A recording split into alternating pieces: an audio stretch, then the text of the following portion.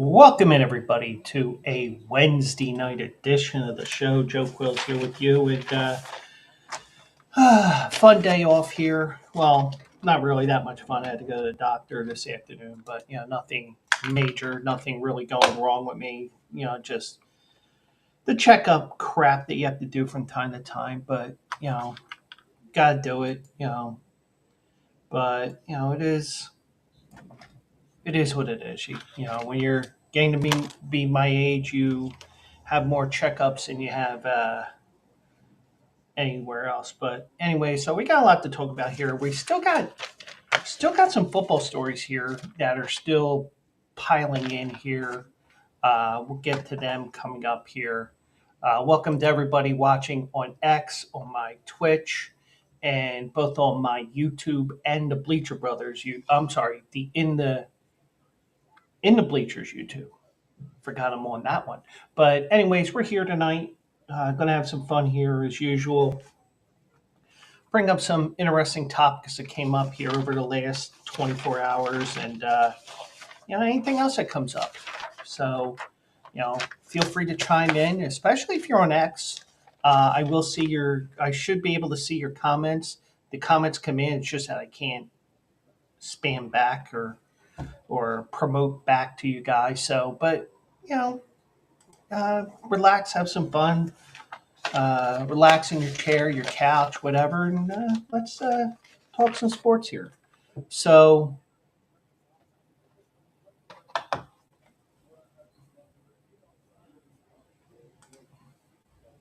welcome into the show, JST. Uh, I mean, I try to figure out the name, but welcome in. Tell us where you're from, favorite teams, anything like that. We're chill. Uh, Occasionally do get stuff there, but my name is Joe Quills. I'm with Bleacher Brothers. I host this show, the Joe Quills Show, Monday through Thursday. Usually start around 9 o'clock. Oh, Chiefs fan.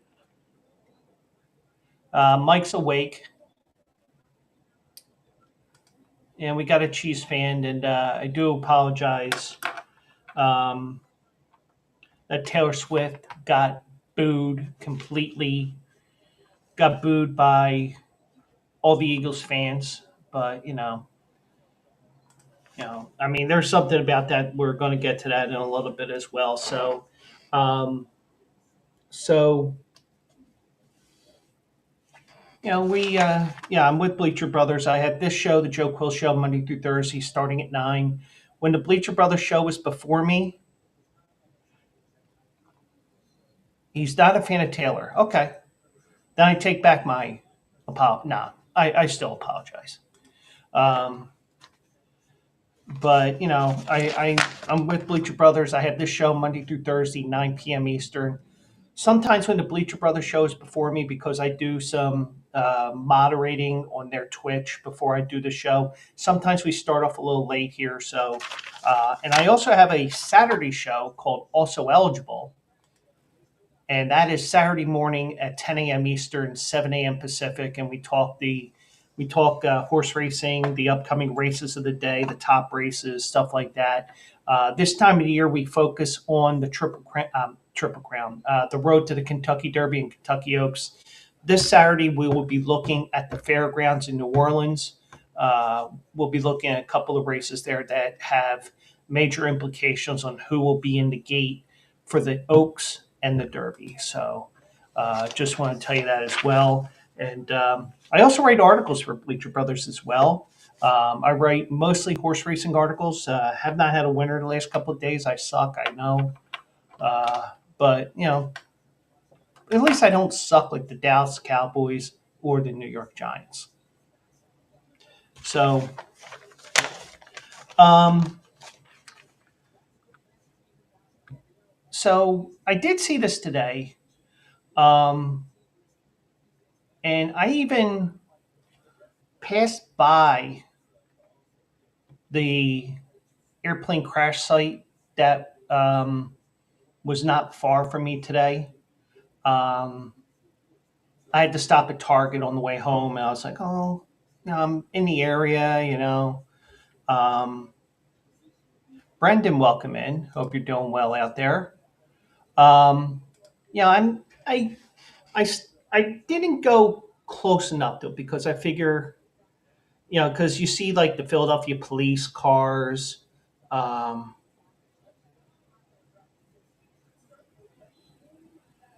and I can answer that in a question, JST. I can answer that in a second. Um,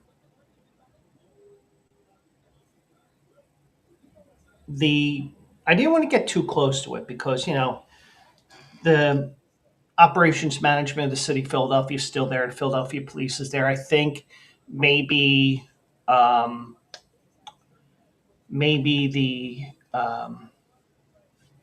NTSB may still be doing a scene there. So I wasn't really wanting to see like the big crater in the ground near where that was, and it crashed in the sidewalk and everything like that. But I did pass by today, and they're still working on get everything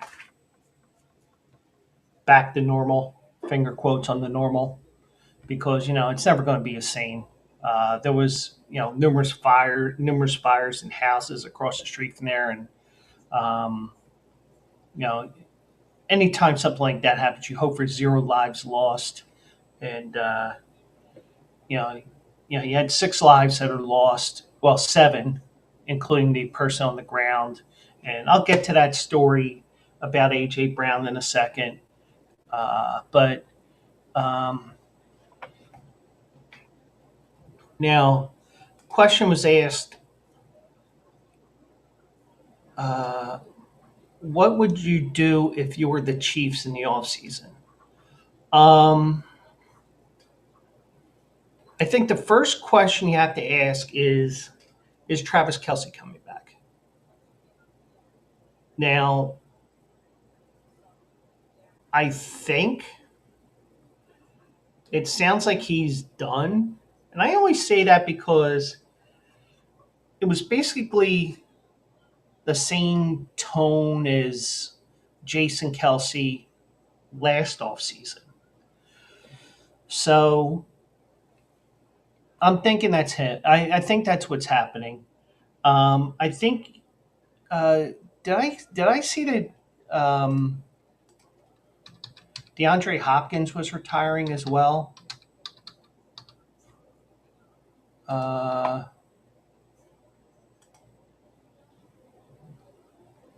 okay, so he says he's not retiring on X, and then he deletes it. Um, so I mean, I think what you need is you need um, probably another wide receiver threat. Um, I think you need to feel like you need to do something like that.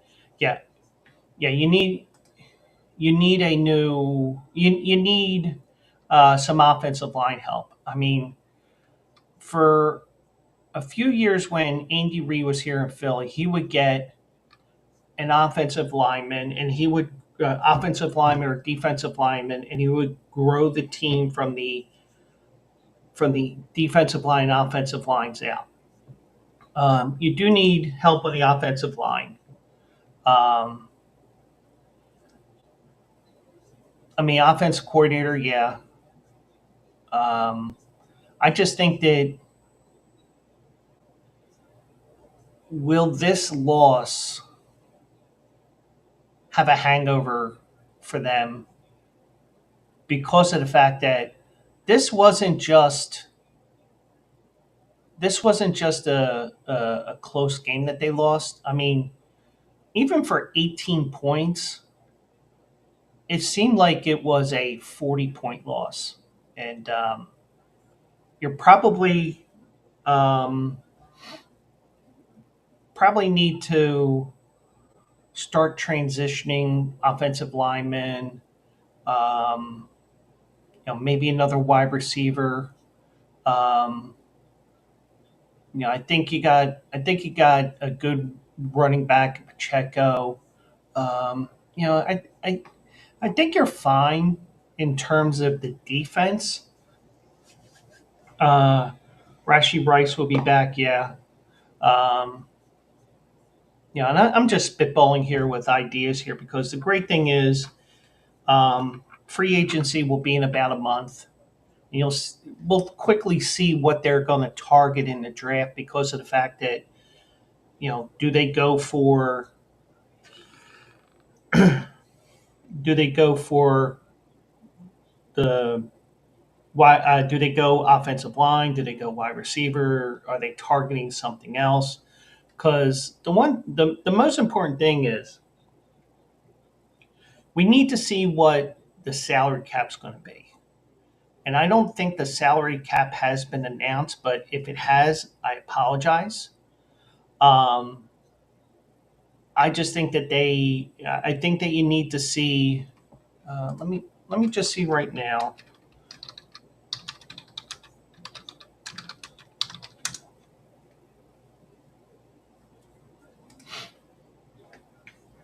Um,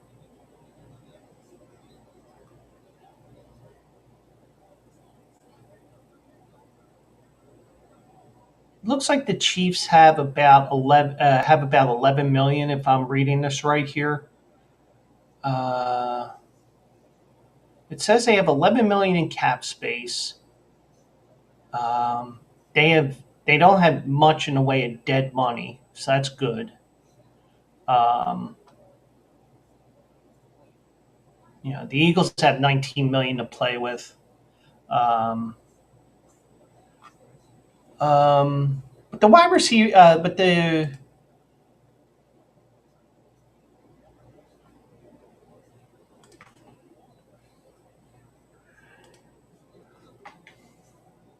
Noah Gray may be somebody who steps up and takes over for him if Kelsey does retire. Um, that's always a possibility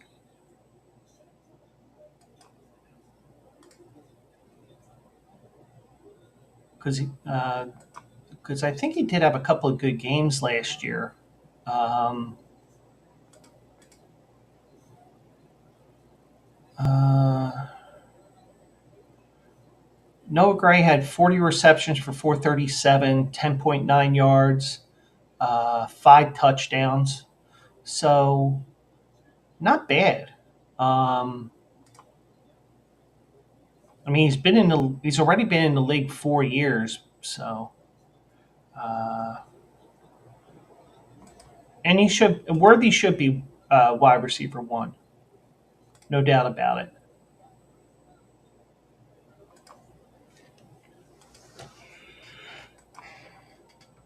But Noah Gray, if he, I don't, I mean, I don't know who's free agents or anything like that. Um,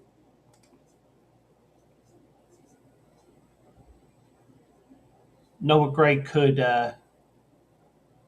do some work. Um, yeah, Worthy had 157 yards, but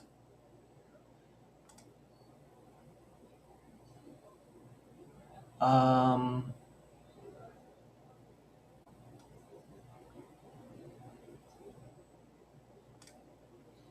he had 157 yards and 2 touchdowns, but a lot of it was in garbage time. I mean, it's great if I mean that's a great line for fantasy football in the regular season. It's also great for daily fantasy, but you know, I mean, the numbers look good, but when you look at the whole scope of the game, it really didn't. It just seems like they're overinflated numbers. I think that was the only. I think it was the only wide receiver that got anything. Yeah, Travis Kelsey had 4 catches for 39. He was the second. I mean, everybody was contained. Nobody ran the ball well against the Eagles. Nobody caught the ball that much.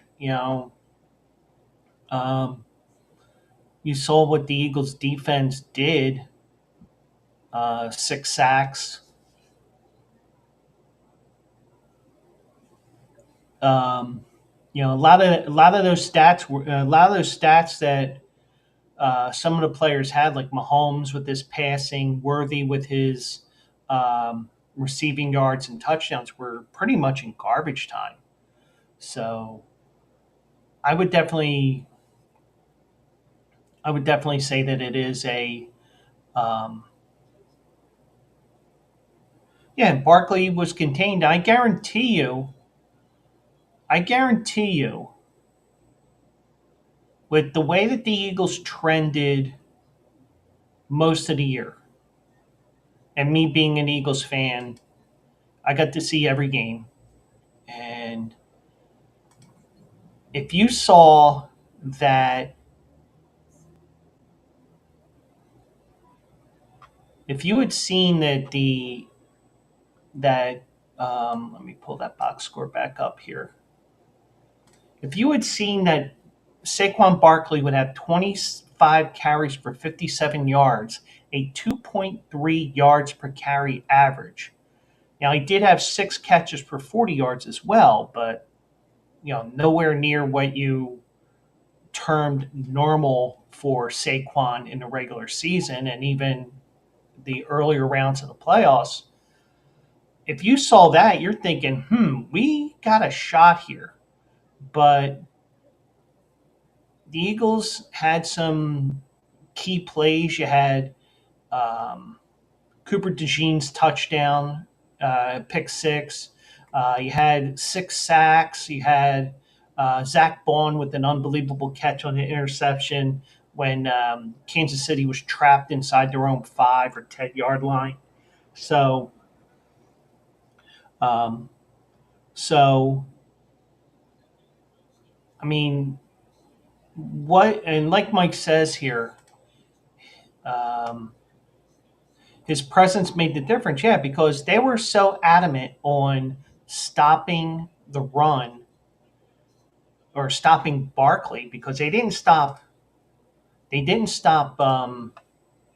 Jalen Hurts because he had 71 yards rushing or 72. I'm sorry, 221 passing, 72 rushing.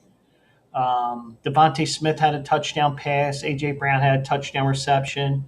Um, Jalen Hurts had a tush push touchdown, um, or brotherly shove, or the the Heine over the liney play. I saw that on Facebook today. I thought that was funny. Heine over the liney. Yeah, and I was expecting a much closer game. Now, granted, I did say last. It might have been said last Thursday on last Thursday's show. I might have said it on Saturday. Whack in the crack. No, that's what happens in prison. Ask um, God, what's I forget that I forget that movie guy's name. Damn it. Or even Ask Diddy. Whack in the crack. Uh, but anyways, I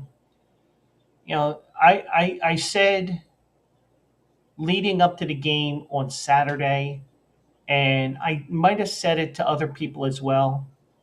Um, Pat said, "How do you know?" Well, I've heard things, Mike, because I had this new tattoo on my ass. It says "Exit Only," and the other cheek says "Do Not Enter."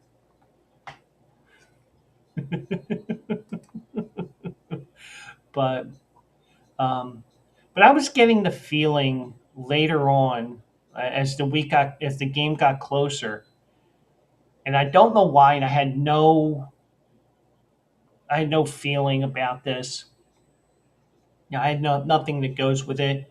And the one thing Mike will tell you is my gut feelings a lot of times are dead on, especially when it comes to horse racing. When I have a 50 to 1 shot that wins, and his wife asks, "Why didn't you play it?"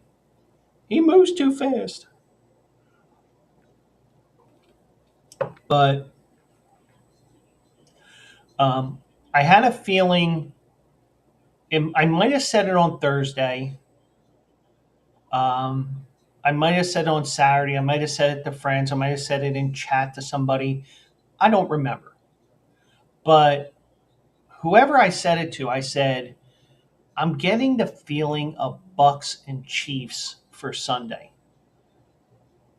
And the whole Super Bowl 55 thing with um, the way that the Bucks just shut down the Chiefs, and also, ironically enough, the um, the defensive scheme that they ran now wasn't exactly the same, I don't think, but just the fact that the Eagles did not blitz one time and they got 6 sacks in that game, it just shows how dialed in that defense was. Um, I mentioned it to Mike. Okay, yeah, I probably mentioned it to Mike on Sunday, or or whatever, whenever it was, because I was just like, I just got this feeling, and my and even my I hear my phone buzzing. There it is. Um,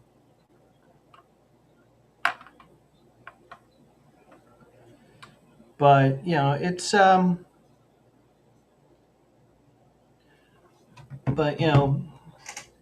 but the thing is, the parade here in Philly, if the weather was not going to be bad last night and tonight, you probably could have had it today, but you didn't, because you're using the resources to clean the roads, which is more important. Could have had it tomorrow, but weather's going to be crappy again tomorrow. The only good day was for Friday. So the parade's going to be on Friday. Um, but, you know, I just, for the most part, I was like, well, I feel good about this game, but I had that one guy on Sunday who said that my football takes were horrible. Well, whatever. But I just feel like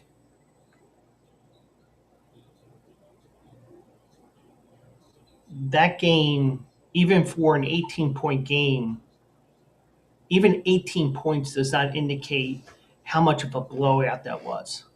And it had the feels of 4 years ago when the Chiefs lost at Tampa Bay in the Super Bowl, which, you know, um, I'm sure a lot of people were surprised about. And, even Vegas was a bit surprised because, well, Nevada, because as I mentioned last night, Nevada made all kinds of money. They made like $20 million on the game, but it was mostly because of Saquon Barkley, because everybody had him for a touchdown, had him for rushing yards, stuff like that. But they didn't have him for, um, and probably even for MVP. But it was such a. I mean, I said this on the as soon as the Saturday night, as soon as the AFC championship, or actually after the NFC championship game was over, and I was watching it with a couple of friends, and I said, Eagles should be a 4 or 5 point favorite. And when they said Kansas City opened up, when I saw Kansas City opened up a 1.5 favorite, I'm like, are you kidding me?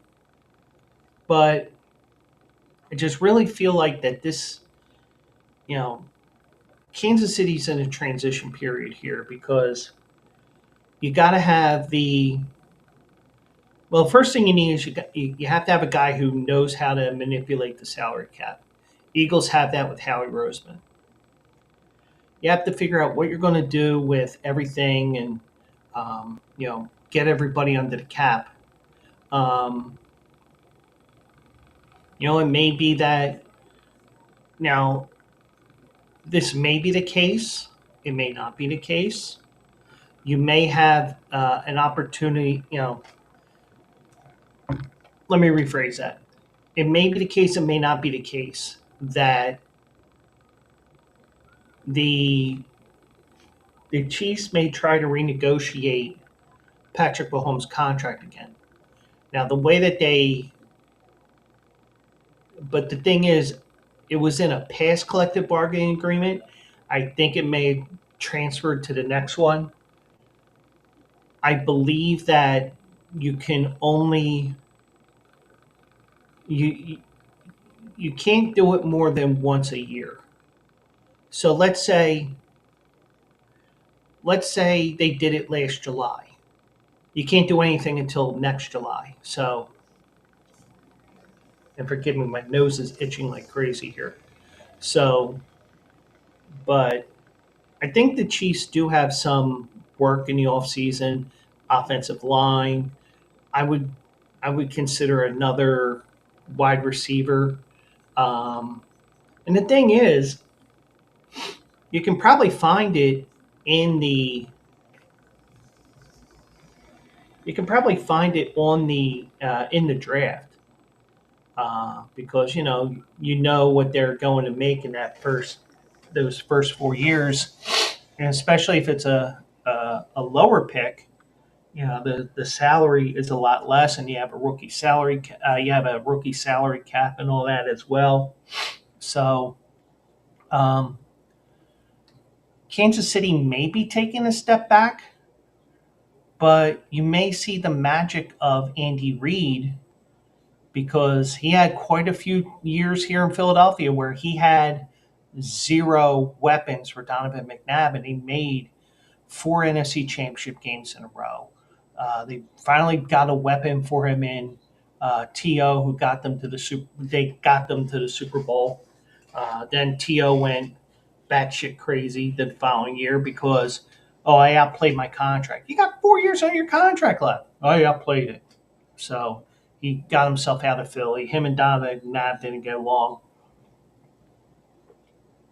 but I don't think you're going to see 15-2 or a 15-1 start. But you may see some sort of a um, you may see some sort of a coming back to earth season for them in terms of the division because they won their division by they won their division by 4 games over the Chargers. So you won by 4. Denver was 5 back. Vegas was 11 back. So the one thing I mean, and 15-2, and you had one game that didn't matter. So it's 15-2 asterisk because they had nothing to play for and they were making sure everybody was ready to go. But you got a team there. As long as Patrick Mahomes is there, you got a shot. It's just that you got to make sure you protect him as much as possible, and also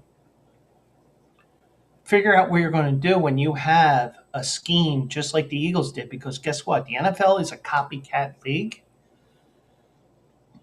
and though other teams around the league may not have the talent to successfully run that Eagles scheme,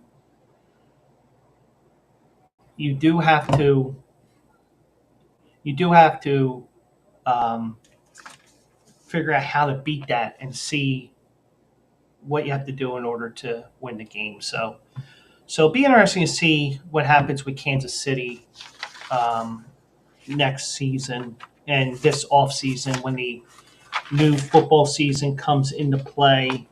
Um, when the new NFL season, the new NFL year, excuse me, be interesting to see when what happens with that. So, and just let you know, even if you're watching on X, feel free to chime in. You know, or if you have if you want to comment, because some people say I have horrible takes in football. Some takes are horrible, but some takes are half decent, and some are great. You know, I'm not going to hit 100%, but if I can hit a couple of great points every now and then, hey, so be it. But thank you for that question, and also the compliment about the fact that we deserved it. And, Kansas City deserved to be there. Um, they just didn't know what hit them.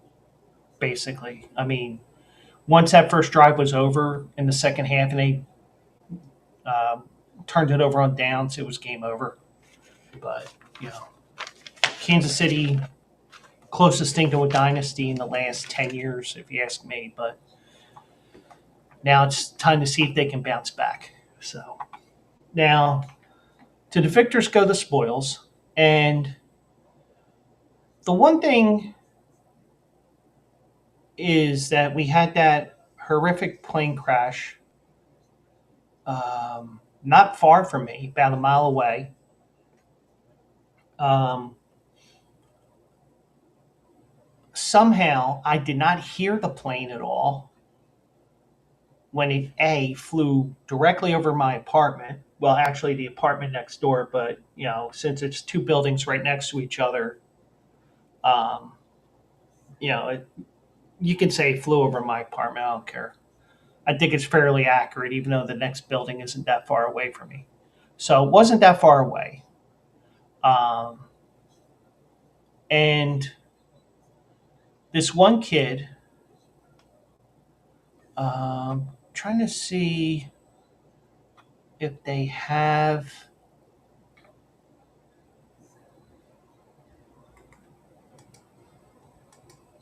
I'm trying to see if they have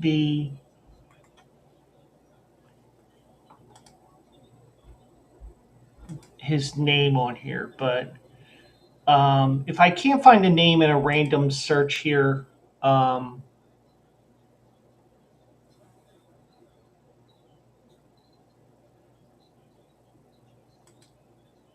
because I don't. I mean, I'm just looking at a couple of the screenshots here, and AJ Brown on X said, "My hero."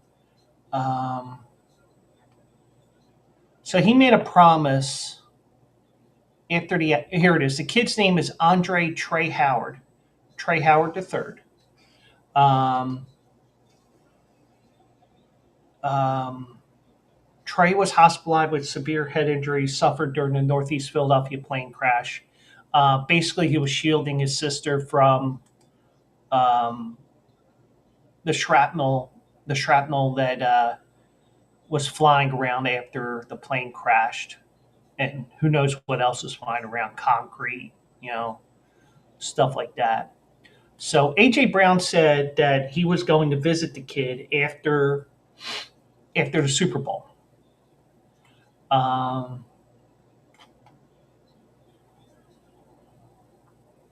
AJ Brown said that he would make a special visit to the kid who was injured in that he had severe head injuries in that crash.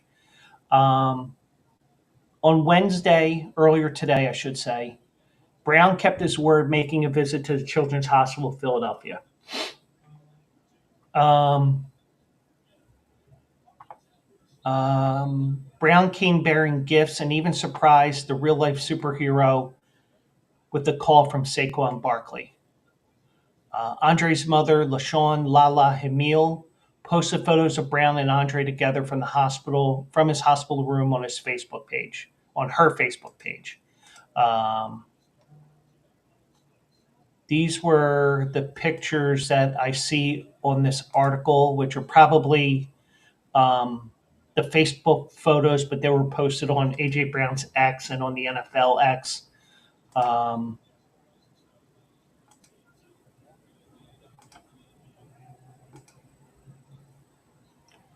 let me go here. There we go. So AJ Brown says in his tweet, "Speedy recovery. You are a hero, young man. I'm going to."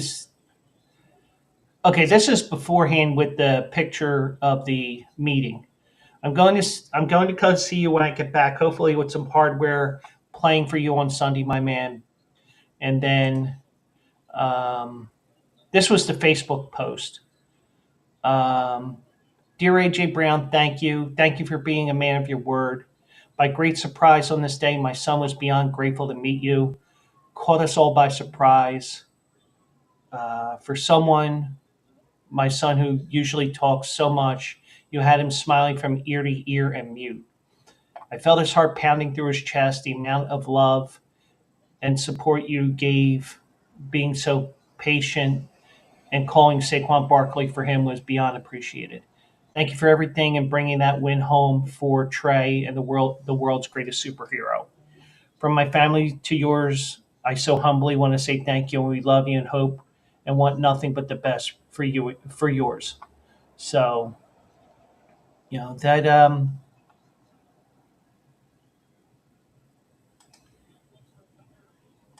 and the thing is, he didn't have to do that, and he was a man of his word. He went there, and I don't know if cameras were there or anything like that, And I think, I haven't watched the news, so I haven't seen anything going on and anything like that. So, um, like for example, and I'm going to bring this name up, and you're going to say apples and oranges, Joe, apples and oranges. When Michael Vick signed here in Philadelphia after he got out of prison and did all that, um, he went to schools telling the kids about the dangers of dogfighting. Now, the one thing he made sure was that cameras were not there because if you have cameras around and you have cameras following you, it just shows that it's a publicity stunt. This was not a publicity stunt by AJ Brown.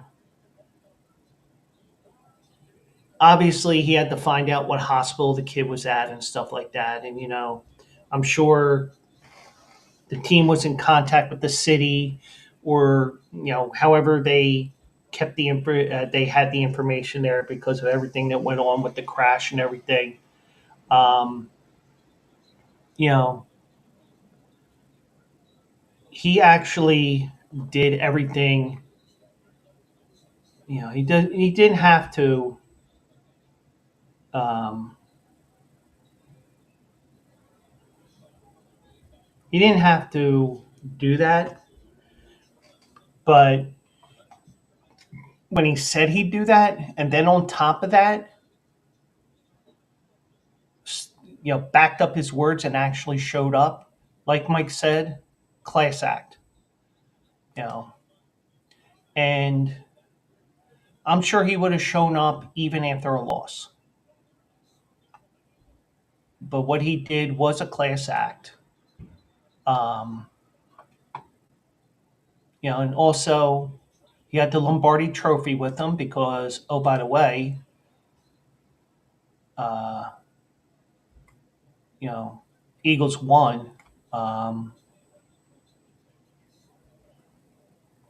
so Howard could be seen wearing a Kelly Green Brown jersey, an Eagles chain, and a Super Bowl 59 championship hat as they posed with the Lombardi Trophy in front of a table full of Eagles gear. Um,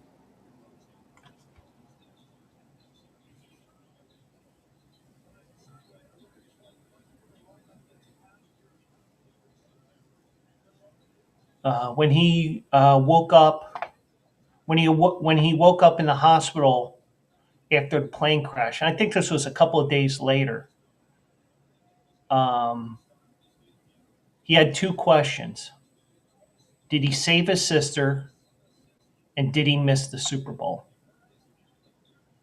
Now he did save his sister, but he did not miss the Super Bowl.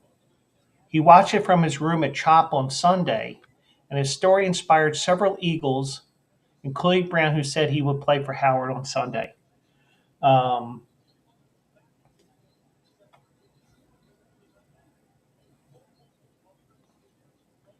last week when he first heard about what he said. AJ Brown said, "Speedy recovery. You are a hero, young man. I'm going to come see you when I get back, hopefully with some hardware. Playing for you on Sunday, my man." So, um,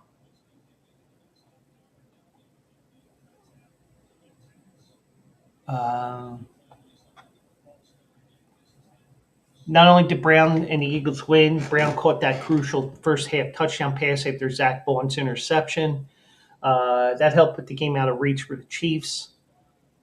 Um, During Brown's touchdown in the Superdome, Trey's mother, Hamil, was back on the was back in Philadelphia recording a video of the play while screaming, "This one's for Andre. Let's go, Andre!" Um, and the great part here is he may not be able to attend the parade on Friday, but he was able to celebrate the Eagles win on Wednesday, surrounded by his family, the Lombardi Trophy, and Brown himself. And you know, and that is definitely something you want to see. Now, Charles Barkley once said, I'm not a role model." Um, but when you think about what Charles Barkley said many years ago, he was saying parents, other family members, teachers, they're the real role models. And you know, AJ Brown didn't have to do that, but guess what? He did. He's a man of his word, and maybe you know if he feels it, if you asked him he was a role model, he probably would say, "I'm just me." Or he may say he is a role model, but not because of what he does on the field, but just because of that. I mean, that alone, though this will be forgotten by most people outside of the Eagles organization, outside the kid's family, I guarantee you a lot of people are going to forget about this. But even though we're talking about almost a year away from the next Super Bowl, that's Walter Payton Man of the Year type stuff that he did. And and like Mike said, that was a class act by AJ Brown because he didn't have to do it. And then he got Saquon on the phone. But Saquon was in New York, and I got a story about that coming up next. He was in New York doing media. He was on the Tonight Show last night with Jimmy Fallon. Him and Jalen Hurts. Um, Saquon was in New York today because he was on Howard Stern show on Sirius XM. So, um, he, AJ Brown gets it, and you know, you do appreciate what he does, and that's you can complain about the Eagles fans and how obnoxious they are, but you know what? We can stand by this guy for everything he's done just in the last 2 weeks, let alone, I mean, just off the field with saying what he was going to do and did it. But, you can also go with the on the field stuff, but off the field, hey, you see what he did. So good for AJ Brown. And, hopefully that kid recovers and, is able to live a long life there. So now I mentioned Saquon Barkley, and he was on um, the Tonight Show last night. Also, the Eagles' offensive line was on there with Jalen Hurts as well, because it was billed as Jalen and Saquon, but the offensive line was there as well, and they were shotgunning beers at the end of the segment. and the offensive line came out with Eagles overalls, which are probably the latest thing that Eagles fans are buying left and right now. But yeah, I mean, yeah, he was on there, and I guess he stayed in New York. I imagine. I imagine Jalen Hurts came back, and Saquon Barkley said he didn't understand why fans booed pop star Taylor Swift when he was shown on the video boards at the Caesars Superdome during Super Bowl 59. Well,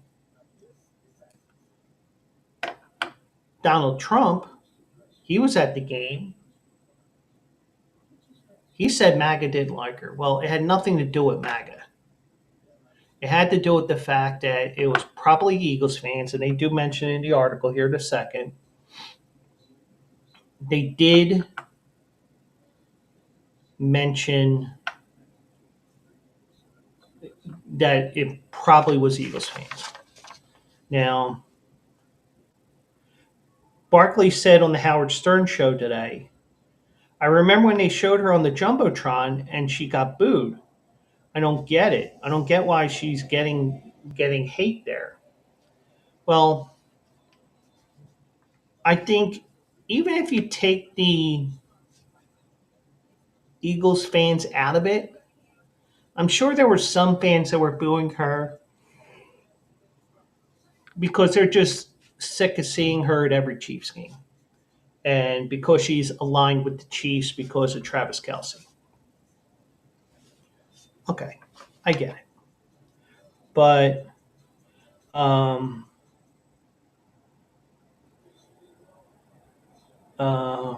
now Barkley's response came after he was asked if he thought Swift and her boyfriend, Kansas City tight end Travis Kelce, would get engaged. He didn't have an opinion on that question, but unprompted came to the defense of Swift. He credited Smith with helping grow the popularity of the NFL. Yeah, but you know what? When Travis Kelce retires, there's a distinct possibility. Pat said I had a good point. That's a rarity. No, I'm not kidding. Um,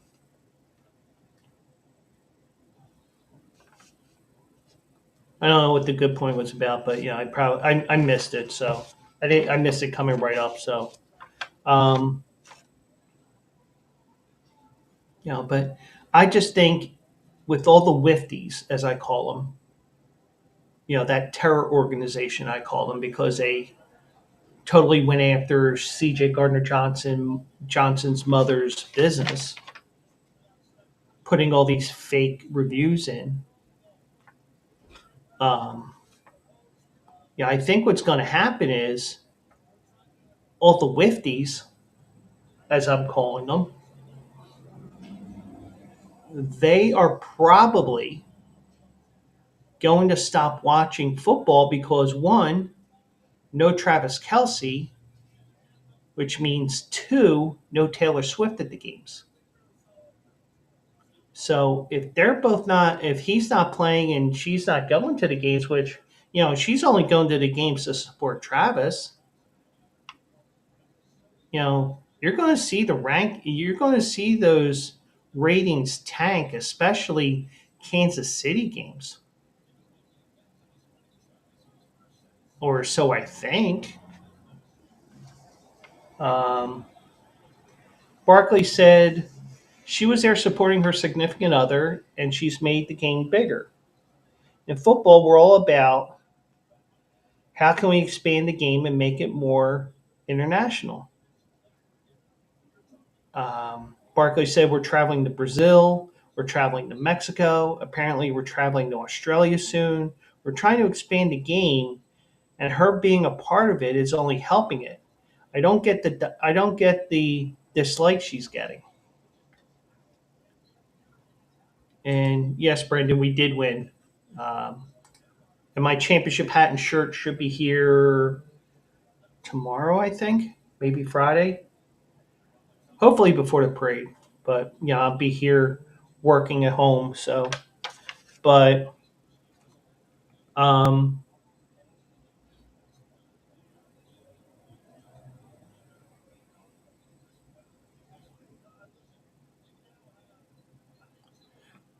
So now Swift grew up near Philadelphia. She was Berks County. I don't necessarily think Reading itself, but somewhere in that Berks County area. Um, she now roots for the Chiefs and Kelsey, but I think I think she was an Eagles fan, so that may that may change back a little bit. I don't know, but then again, because she's been behind the scenes with the Kansas City Chiefs, in the families and stuff like that, maybe she stays a Chiefs fan. Who cares? Um, she was booed, shown alongside rapper Ice Spice during the first quarter Sunday night. Okay, so even though they were looking more at Taylor Swift, maybe they're booing Ice Spice as well. I don't know. But most of it was aimed at Taylor Swift. And it was probably Eagles fans, which um, this article states, and I don't know who wrote this article, so I can't give them credit. Um,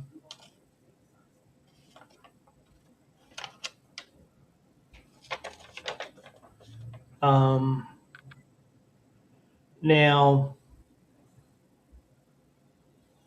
Barkley, as we know, has been embraced by Eagles fans. I mean, we've even had the, you see the backwards jump that he had against Jacksonville. That's become a major thing with a lot of sales, like these small businesses who create Eagles shirts and stuff like that.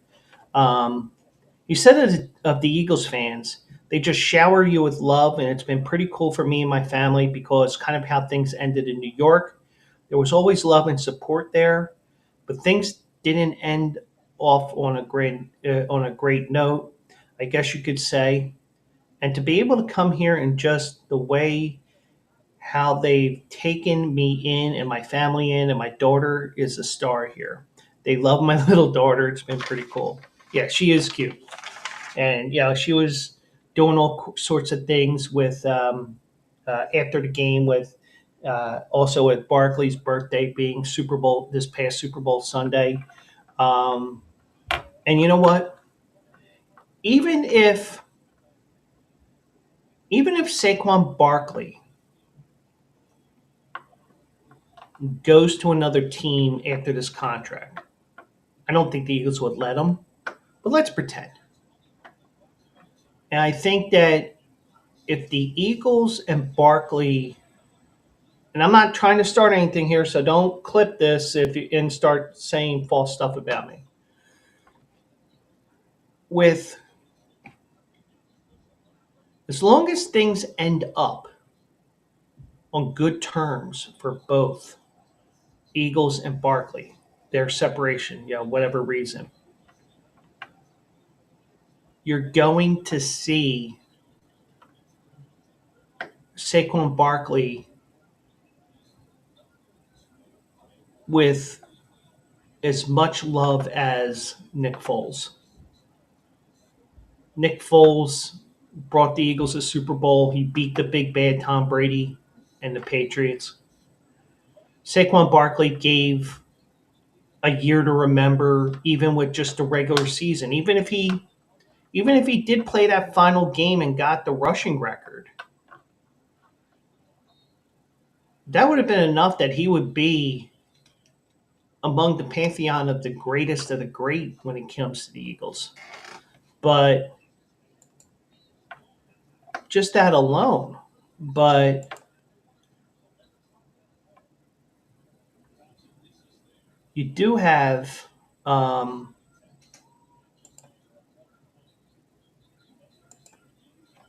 but he set an all-time record for regular and postseason. Um, and on top of that, you win a Super Bowl, and you're one of the major weapons on the team between Hurts, uh, Devontae Smith, AJ Brown, Dallas Goddard. You know, that core 4 or 5 people, and we could talk about the defensive guys as well. Um, Jalen Hurts is never going to pay for a meal again in Philadelphia. Nick Sirianni isn't either. Saquon Barkley probably isn't either. You got to see something that really was an amazing season. Even if the Eagles fizzled out in the playoffs, you still had a crazy year by Saquon Barkley, and he, and I understand what he's saying about Swift being booed and all that, and you know, I understand that. Um,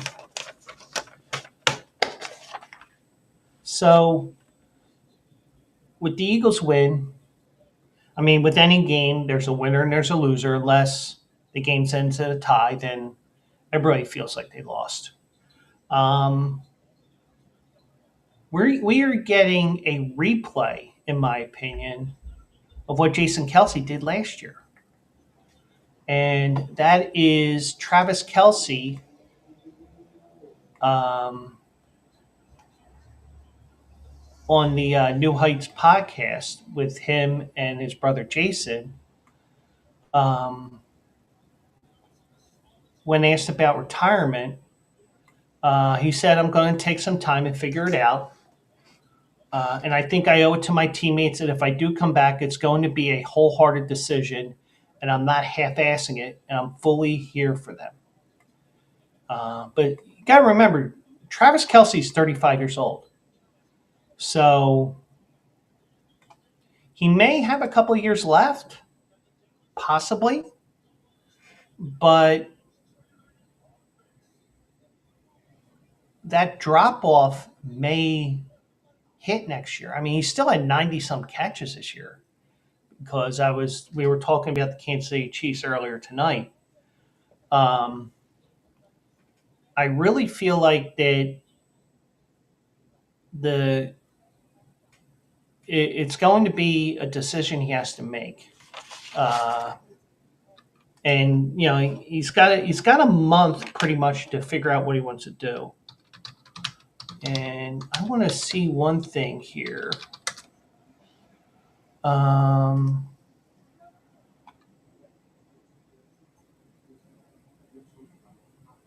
Now,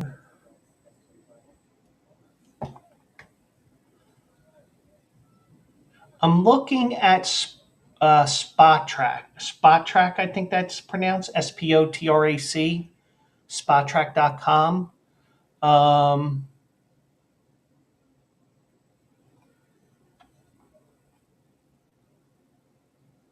he's got 1 year left on his contract. Um,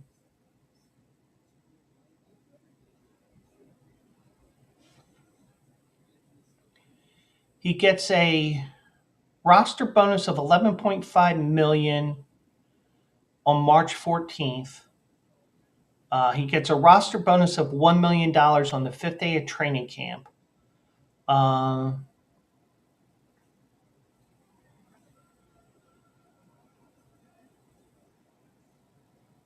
it says there's a potential out. I don't know if that's an option year, because it says Kelsey signed a 2 year, $34 million contract with the Chiefs, $17 million guaranteed, and an average annual salary of $17,125,000. In 25, you'll earn a base salary of $4.5 million, a roster bonus of $12.5 million, and a workout bonus of $250,000, while carrying a cap hit of $19,801,667 and a dead cap value of $2,551,667. So, um,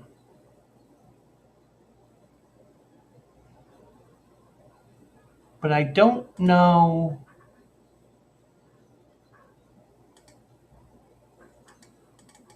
But I don't know if he's got a.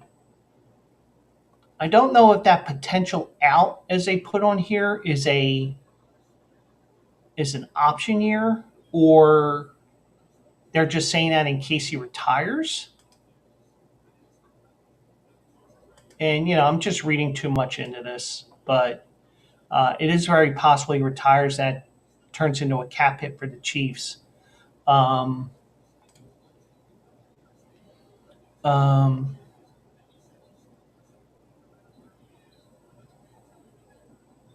Travis did say, I think I can play. It's just whether or not I'm motivated or it's the best decision for me as a man, as a human, as a person to take on all that responsibility. He's also said he's kicking every can he can down the road and thinking whether to keep playing was kind of driving him crazy during the season. So he might have a reason why he, you know, didn't may not have lived the expectations or whatever. Um,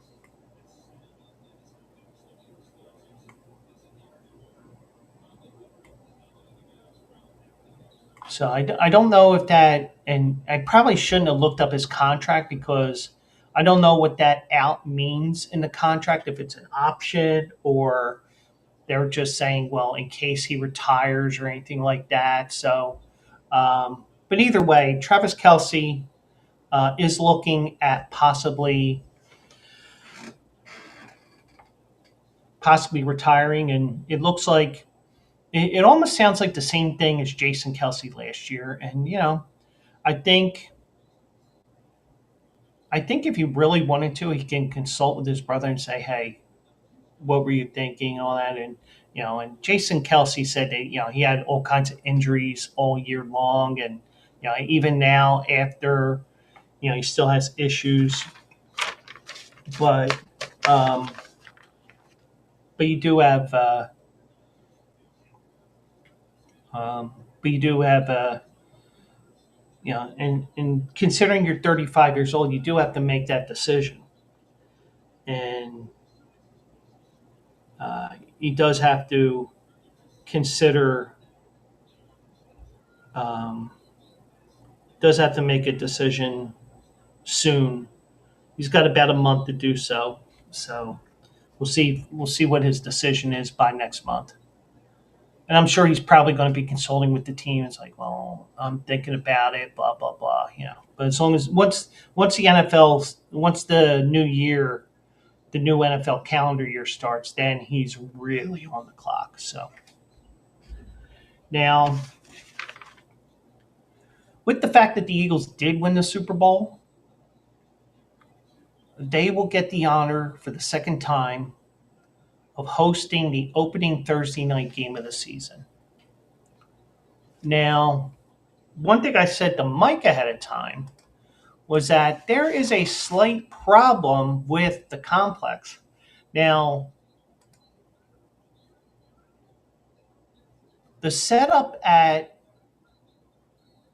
the South Philly complex is basically the same as the Kansas City Chiefs. And what I mean by that is the one stadium is right across the street from the other. In Kansas City's case, I believe it's the parking lot. So you do have the um, you do have some issues that are going to be in play here. I'm just trying to see one thing here. I probably should have just did the printout.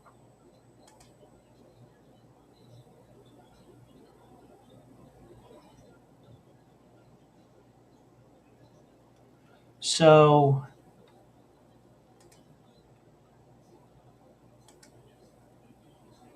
just checking one thing here, because the one thing is when you have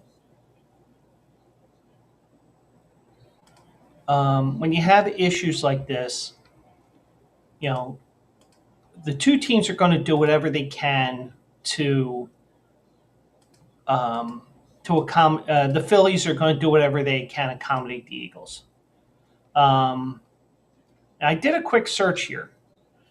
Phillies and Mets play June 20th to the 22nd in Philadelphia.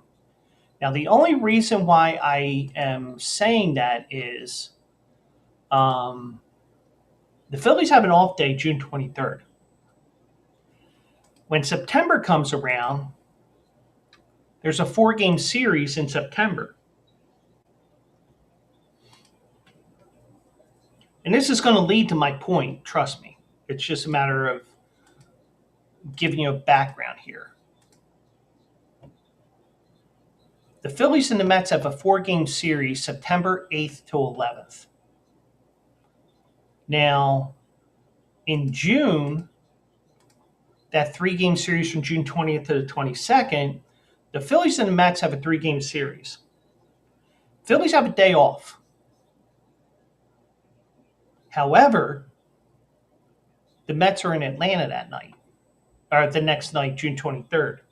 So there is a lot of scheduling that they have to tinker with between now and September, or now and May, because the Eagles are going to do all they can to host that Thursday night game. They're not going to do what Baltimore did, which is the Orioles said, we're not moving our game. And that forced Baltimore on the road that year that Peyton Manning threw for 7 touchdowns on opening night in Denver when Baltimore should have been the home team. So, but in September the 11th, there could be an out here. Now they have a 7:15 game on September. Wait a second. Never mind.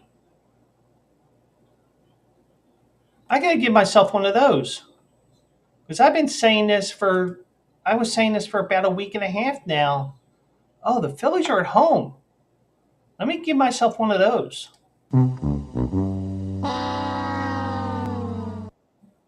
Everything I've been doing, this 2-minute look, is all null and void because guess what?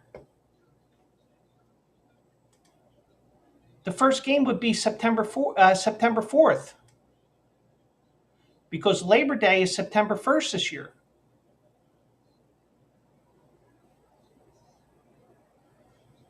So there is no conflict now between the Phillies and the Eagles. So September 4th, the Eagles will be at home.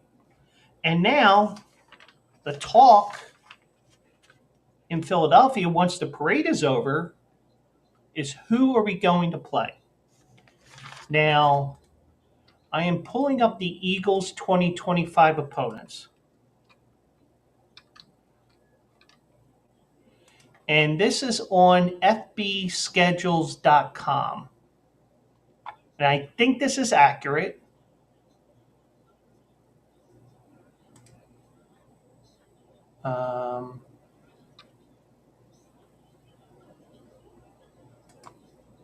So Eagles have 8 home games this year because they rotate that. You have 8 games. Last year they had 9 games at home, 8 on the road, and that 9th game was that Brazil game. Eagles have 8 games at home. They have the NFC East, Dallas, New York, and Washington. Chicago and Detroit from the NFC North. Denver and the Raiders from the AFC West. And you have the Los Angeles Rams. Amon-Ra St. Brown of the Lions today on his podcast said he wants to play the Eagles on opening night. The Eagles the Lions did not have an opportunity to play the Eagles last season because Detroit won the division. Eagles did not, so that matchup versus teams that finished first in your other divisions, that didn't happen. Philadelphia held its end of the bargain by playing in the NFC Championship game, whereas Detroit lost to the Washington Commanders in the divisional round, as we all know. Eagles won the Super Bowl, as we know. The Lions shit the bed. Well, their defense shit the bed. Now, there's an opportunity for the Lions to see how good they are against the Eagles as Detroit plays in Philadelphia next season, as I mentioned. Amon-Ra St. Brown, the Lions wide receiver, wants Philadelphia on opening night. The Eagles host a kickoff game since they are the defending Super Bowl champions. And if I can quote Bruce Buffer, the reigning, defending Super Bowl champions. Um, Eagles have the home opener next year because they won the Super Bowl. He goes to his brothers Equiminius and Osiris. Can I read you the list of teams that could be in that first game? And he gives all 8 teams: Commanders, Cowboys, Giants, Bears, Lions, Raiders, Rams, Broncos. Of all the teams, out of all the teams, if you're the NFL, who are you putting in there? St. Brown's brothers, which probably because his brother plays, because Amon-Ra plays for the Rams. Um, um, Amon-Ra said, "That's what I'm saying. We might be playing opening night. We could see what our healthy defense, how that shit operates." And as we know, they had all kinds of injuries, especially on the defense. They started 30 different players last year. They allowed 32.5 points per game and 7.4 yards per play in December. Most yards per play allowed by any team in December in Super Bowl era. They allowed just 16.4 points per game in September through November and missed 5 week 1 starters in their playoff opener. St. Brown does have a point about the team's defense, but the Eagles also had 95 points in the last 2 games. Most combined points between a conference championship game and a Super Bowl in playoff history. And but the Eagles did their job. The Lions didn't. The battle between the 2 of the conference powers will be one to watch in 2005, no matter when they play. Now, you think that's going to be the matchup. Whether it is or not, we'll see. But I think that's a no-brainer that you put those 2 teams because you want to maximize ratings for that opening night. I think the hangovers that most Eagles fans have from the Super Bowl may just wear off in time for that game in September. So, and I also stand corrected. The season starts on September 4th, not September 11th. So, I'm a dope. Mike already knows it. And I finally caught my error, but I had to pull up a calendar in order to see it. But basically, what that means is the Eagles are going to be home week 1 and on the road week 2 because they usually go 2 weeks. Eagles have the of the first 4 weeks of the season. The Eagles have 2 weeks. The Phillies have 2 weekends. So we'll see what happens with everything there. But we do have the Eagles as reigning champions. They get the honor of starting the season. And we have breaking news on the MLB wire. And, I do have it on here. Alex Bregman is a free agent no more. According to The Athletic, he has signed a 3-year, $120 million deal with, no, not the Dodgers. It's a 3-year, $120 million deal with the Boston Red Sox. So, sources told ESPN's Jesse Rogers, and the deal will have 2 opt-outs. So he could opt out after the first year if the team really plays like shit, and he can opt out after 2 years. So Um, I'm sure that there's more to come on this story, but Alex Bregman is a free agent, no more. And Boston finally signs a big name free agent, I believe. That's the first one. So,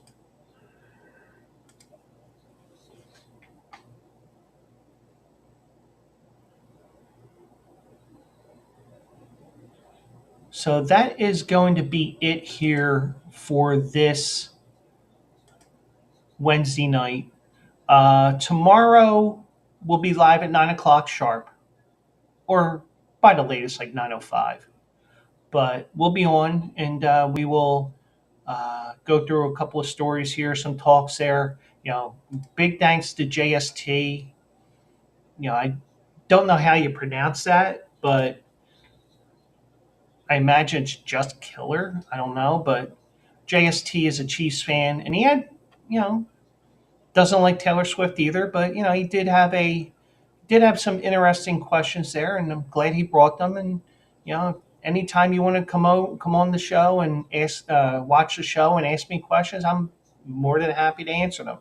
So, um, but they had some great points there, and Mike for being here, Brendan for being here, and everybody that's watching on YouTube and on X as well. So, and as you can see, Mike, there's the new hat, Philly Fanatic hat, but it's the what's supposed to be green there is actually white there. So, not complaining, but but that's going to be it for now. And I do appreciate everybody for watching and listening.